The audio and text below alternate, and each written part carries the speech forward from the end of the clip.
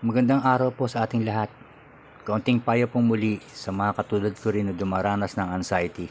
At sa inyo po na sa kasalukuyan ay dumaranas din po ng pareho kong sitwasyon noon. Basta huwag po tayong makakalimot palaging magdasal bago matulog sa gabi at pagkagising sa umaga. Magpasalamat tayong palagi sa Diyos at humingi ng lakas upang malabanan natin itong mga bagabag panakot sa ating mga isipan na dulot ng anxiety. Pilitin po natin huwag madaig.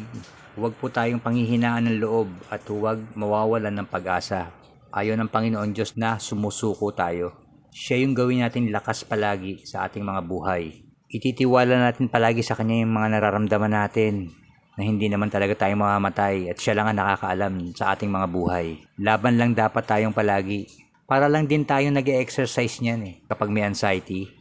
Di ba sa una kapag nag-e-exercise tayo, napakahirap, ang daming sumasakit na mga muscles. Pero kapag sa araw-araw natin ginagawa, nawawala na yung mga sakit kasi nasasanay na tayo. Ganyan din po sa anxiety. Tiis lang din dapat. Pilitin natin malabanan, mabaliwala. Gawin natin yan.